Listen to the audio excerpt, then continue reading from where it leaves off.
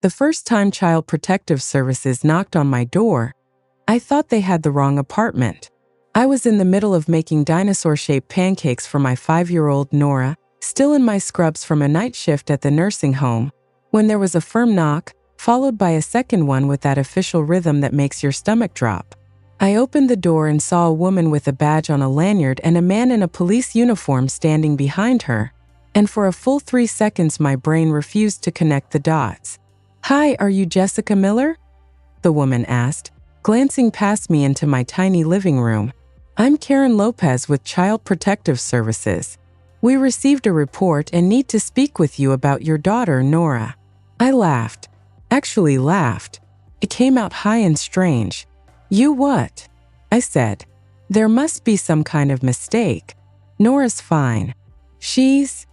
Right on cue, Nora stuck her head around my legs with syrup on her chin and a tiara crooked on her head.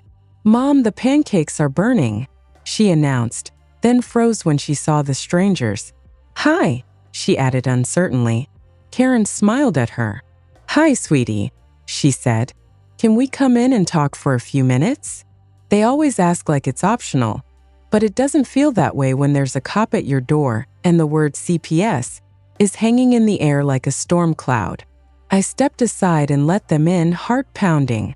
While Nora went back to her cartoons with suspicious side eyes at the grown-ups, Karen sat at my little kitchen table, flipped open a notebook, and started asking questions. Did I know why they were here? Had there been any recent incidents in the home? Did I have any history with drug or alcohol abuse? Was there anyone else living with us? No, just me and Nora," I said, trying not to sound defensive and probably failing. "I don't drink. I barely have time to shower, let alone do drugs. I work nights as a CNA. My neighbor watches Nora when I'm gone. I don't understand what this is about." She slid a paper across the table. "The report alleges that you left your daughter alone overnight multiple times," she said, eyes on my face. "That you drink heavily to cope and pass out on the couch. That the home is filthy and there is often no food." I stared at the words as if they were written in another language. Left alone. Drink heavily. Filthy. No food. My sink had exactly 3 plates in it. There was a basket of laundry half folded on the couch. The fridge was full of leftovers and string cheese and applesauce pouches. My biggest vice was the emergency chocolate bar hidden behind the frozen peas. That's not true," I said, voice shaking. "I've never left her alone. Ever. Mrs. Patel next door watches her when I'm at work. You can ask her. And I don't drink. My dad was an alcoholic. I won't even keep wine in the house." Karen nodded, wrote something down. "Okay," she said. "We'll need to do a quick walkthrough of the apartment, check Nora's room, the kitchen, the bathroom. And I'll need to speak with her alone for a few minutes. Is that all right? Do I have a choice?" I asked. "You can refuse," she said. "But then I have to note that in my report, and my supervisor might decide we need to take emergency action while we investigate." I let her look. I watched her open my fridge, my cupboards, peek into the bathroom, glance at the safety bar I'd installed on the tub, the outlet covers, the smoke detector I'd changed the batteries in last week. She knelt in Nora's room, looking at the piles of stuffed animals, the worn but clean comforter, the stack of picture books on the floor. The cop mostly stood by the door looking bored. When she asked to talk to Nora alone, my heart tried to claw its way out of my chest, but Nora nodded solemnly when I told her it was okay. Later, I'd hear from Karen what she said. How she told the lady that sometimes Mommy was tired and slept during the day, but that Mrs. Patel made her grilled cheese when Mommy went to work, and that Mommy read her stories every night and never, ever forgot to tuck her in. How she showed off her sparkly sneakers and said her favorite food was Mommy's mac and cheese. Not the box kind, the real kind with crunchy stuff on top. After what felt like hours but was probably 45 minutes, Karen closed her notebook. "Ms. Miller," she said, "based on what I've seen today, I don't have immediate concerns about Nora's safety. Your home is appropriate. She appears well cared for and bonded to you. I'll need to verify some things, talk to the neighbor you mentioned, confirm your employment, But for now, this is an open assessment, not a removal situation.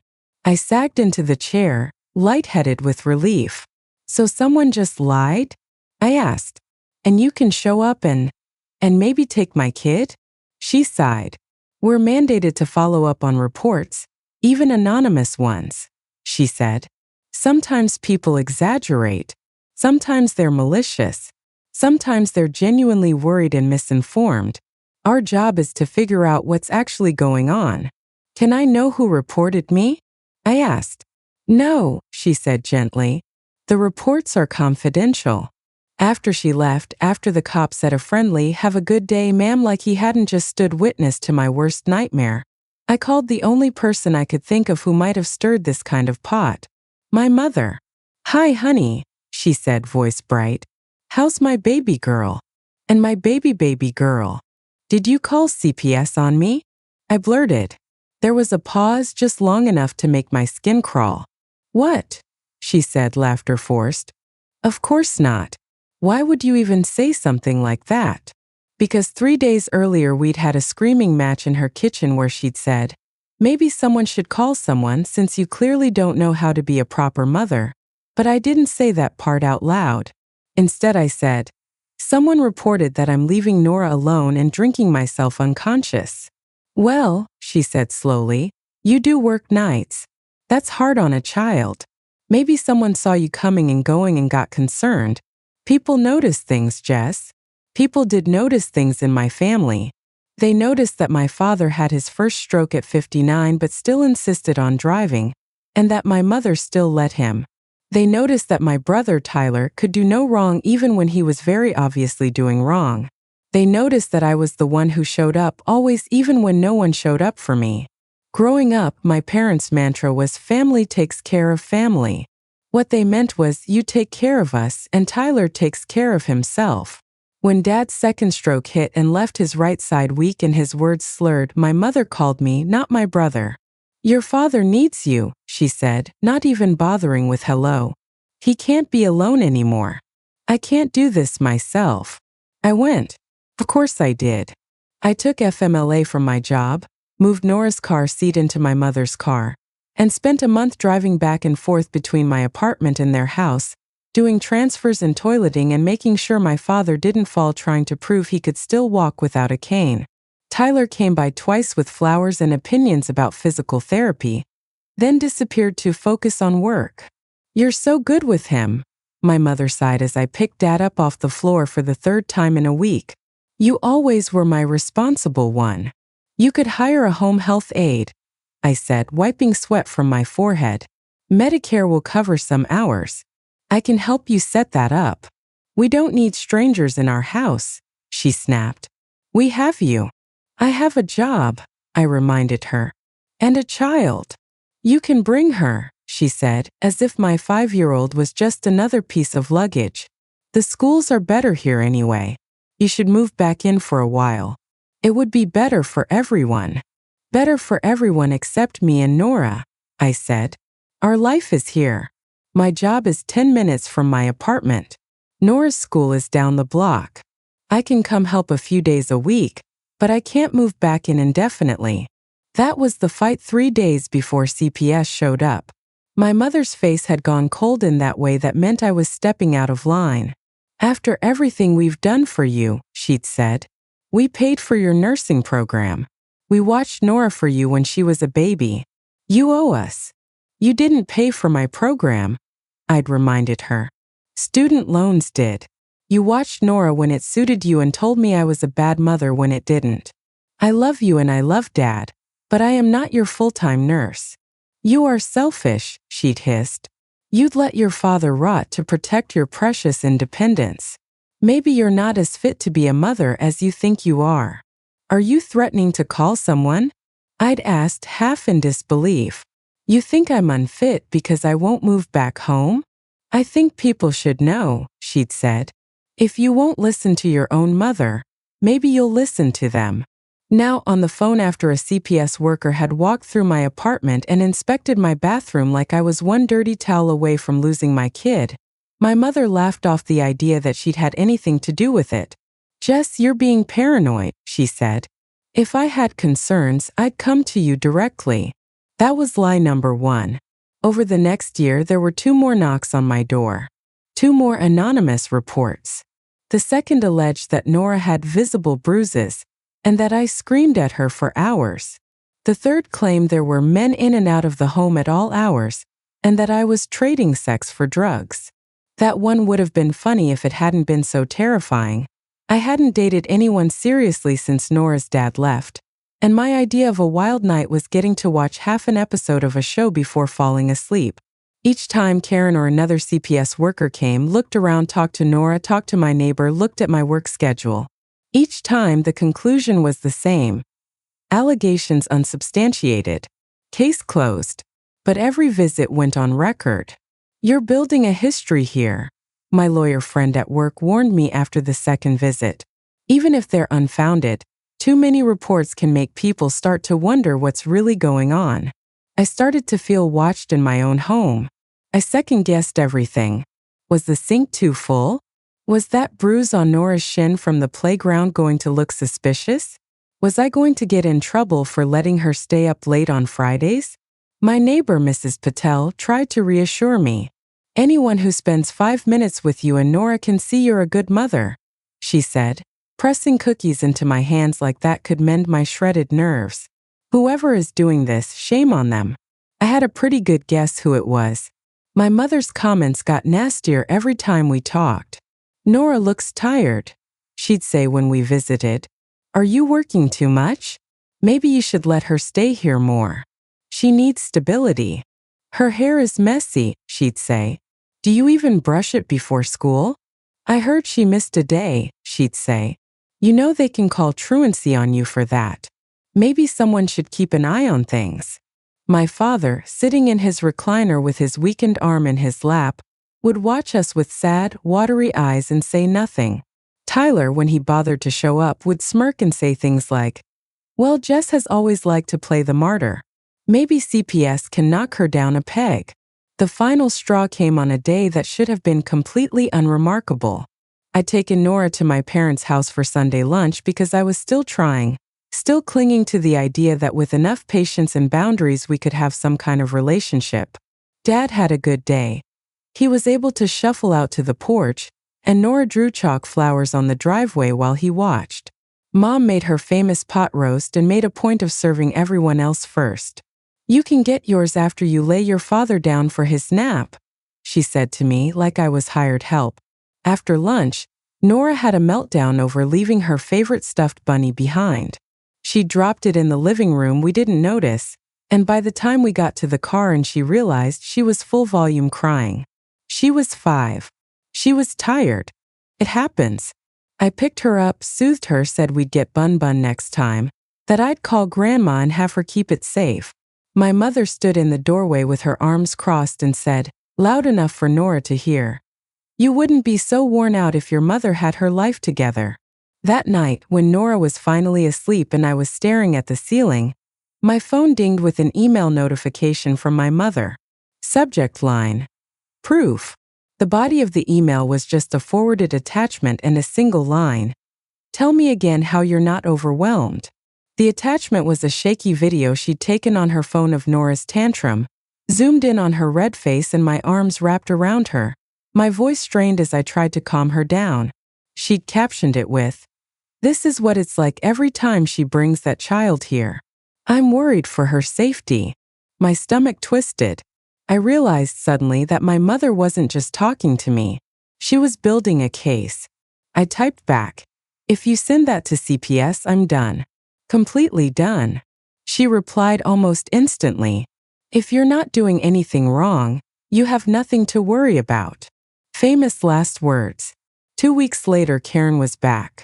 This time, the report included video evidence of emotional abuse and a claim that I regularly left the child with unstable elderly relatives. That last part was what made my brain go from fear to cold anger. My mother had complained about watching Nora for more than 2 hours at a stretch since she was born, but she was willing to paint herself and my father as unstable elderly relatives if it meant making me look bad. During that visit, after Karen had done the now routine inspection and chatted with Nora about kindergarten and unicorns, she sat across from me with a different expression than before. Tired. Sympathetic. "Miss Miller," she said. "Off the record, whoever is calling us does not seem to have Nora's best interests at heart." "You can't tell me who it is," I said. "But you think you know." She hesitated. "The reports reference conversations as her grandmother," she said carefully. "And the phone number on the video file is the same one you listed for your mother as an emergency contact." That was as close to confirmation as I was going to get. Something in me snapped into place. Fear gave way to fury. 2 hours later, I drove to my parents' house, parked on the street because I didn't trust myself not to back over my mother's rose bushes if I pulled into the driveway, and marched up the front steps. My father was dozing in his chair. My mother was in the kitchen, flipping through a church newsletter like she hadn't just tried to nuke my life from orbit. "Why?" I said, not even bothering with hello. "Why would you do that?" She didn't even look surprised. "Do what?" she asked, eyes still on the paper. "Call CPS on me again," I snapped. "Send them videos of a 5-year-old having a tantrum. Tell them lies about me leaving her alone and drinking. Why would you do that to your own daughter?" She set the newsletter down with exaggerated care. "I am doing what you refused to do," she said. "I am protecting that child. You are exhausted. You work nights. You leave her with strangers." "Mrs. Patel is not a stranger," I said. "She's been our neighbor since Nora was born. And I'm exhausted because I work to support my child, not because I'm out partying." "You could move back here," she said, as if we hadn't had this conversation 100 times. "You and Nora could have your own room. Your father would have someone here if he fell. I would have help with the house. We would all be together like a family should be." "Like a family should be for you," I said. "With me doing the caretaking and you criticizing how I do it." "You always twist everything," she snapped. "You're ungrateful. You took our money for school, you took our help with Nora when she was a baby, and now you act like we're some burden. All we're asking is that you honor your parents like the Bible says." "Calling CPS on me is not honoring," I said, voice shaking. "It's malicious. It's abusive." "I didn't lie," she said. "You are overwhelmed. You do leave her with that woman. You did scream at her." "I raised my voice once when she tried to run into the street," I said, "because I didn't want her to die. If the state sees what's happening and decides Nora would be better off with us," she said, "that's God's will." I stared at her. "Better off with you," I repeated slowly. "In a house with a man who can't get to the bathroom by himself, and a woman who can't stay awake long enough to notice he's fallen? Better off with a grandmother who will weaponize every emotion she has? That's your plan. You're being dramatic," she said. "You always were." "I'm done," I said. "I'm done letting you into my life just so you can tear it apart when I don't do what you want. You call CPS on me one more time and I will get a lawyer. I will make sure there is a court order between you and my daughter." "You'd keep a child from her grandparents?" she gasped, hand to her chest like some bad stage actress. "Do you hear yourself? Do you hear how cruel that is? Do you hear yourself?" I shot back. "You're actively trying to get her taken away from her mother, because I won't move into your spare room." My father stirred in his chair. "Girls," he said weakly, "don't fight." My mother patted his hand. "It's okay, dear," she said. "Our daughter is just confused. The devil has his hooks in her independence." That was when I walked out. I wish I could say I never went back, that I was strong and decisive and cut them off cleanly. The truth is, I tried to maintain some kind of contact for a few more months, mostly for my father's sake. I met them in public places. I let them see Nora at the park with me, always present, always watching. My mother continued to make snide comments, continued to imply that other people were worried about Nora. My father faded more into his own fog, sometimes calling me by my mother's name, sometimes calling Nora Jessie like I was 5 again. The fourth report to CPS never happened because after the third visit I took Karen's card, called her supervisor, and asked what my options were. If you believe someone is making frivolous or malicious reports, you can absolutely document that, the supervisor said. You can also seek legal advice about a harassment order. The challenge is we still have to respond to any reports we get, even if they're obviously retaliatory. So I did what I'd been afraid to do for years. I called a lawyer. I laid everything out. The repeated CPS calls, the pressure to move in, the email with the video, the implied threat that they might keep Nora if the state took her. My lawyer, a calm woman named Denise who wore sensible shoes and had very little patience for bullshit, listened and then said, "You are being abused. It's not physical, but it's real. You have the right to protect yourself and your child." She helped me file for a protective order based on harassment and malicious reporting.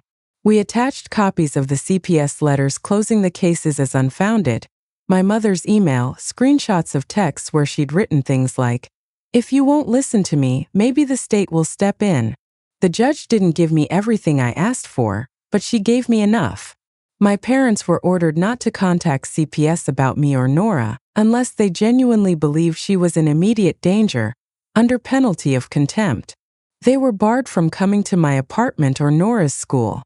Any contact had to be in writing and strictly about my father's medical status.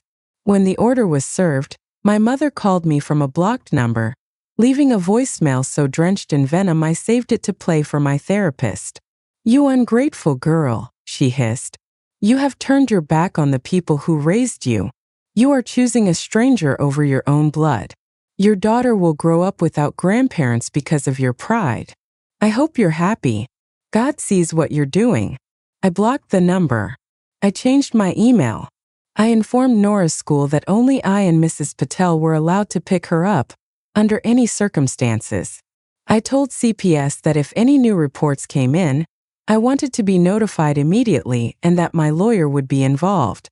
Then I sat on my couch after Nora went to bed and sobbed until my head hurt. Because even when you know you're doing the right thing, it still feels like cutting off your own arm. That was 3 years ago. My father passed away last winter. I found out through a cousin's Facebook post, not from my mother. Part of me wanted to go to the funeral to say goodbye, to show Nora where her grandfather was laid to rest. The larger part of me pictured walking into that church and seeing my mother's face twist with triumph that I'd come crawling back. Hearing the whispers about the daughter who took out a restraining order on her own parents, feeling every eye on me, and I stayed home. I lit a candle with Nora instead and told her stories about how Grandpa used to sneak me ice cream before dinner when Mom wasn't looking. She's 8 now, old enough to notice that other kids' grandparents come to school concerts and birthday parties.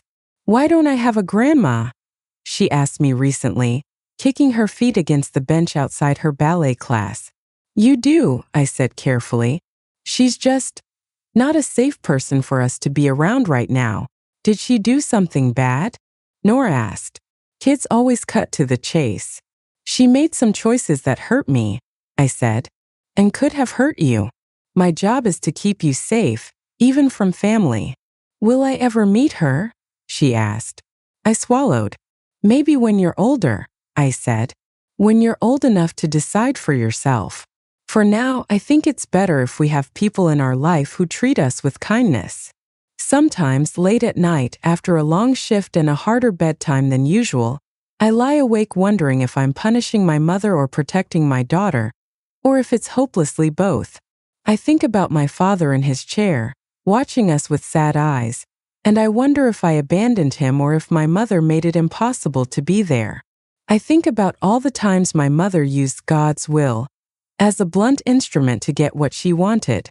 I think about the way my hand shook signing that protective order, about the relief of not jumping every time there's a knock on the door. The guilt and the peace coexist in a way I don't really know how to explain. So that's my story, internet strangers. I'm the daughter who refused to move back home to be her father's full-time nurse, whose mother responded by calling CPS on her 3 times with exaggerated and outright false reports, who finally drew a line with a harassment order that effectively cut her parents out of their granddaughter's life. My mother tells anyone who will listen that I stole her grandchild. I tell myself I stopped her from using the state as a weapon to steal my child from me. But there are nights I lie awake and wonder if I've overcorrected.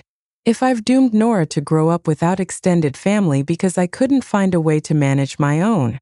If you were in my shoes, if your own parents repeatedly called Child Protective Services on you with lies and half-truths because you wouldn't rearrange your entire life to serve them, and you had the power to shut it down legally only by cutting them off from your child, would you have done what I did and gone no contact with court papers in hand, or would you have kept trying to keep the peace for the sake of family, even knowing that any knock at the door could be someone there to take your kid?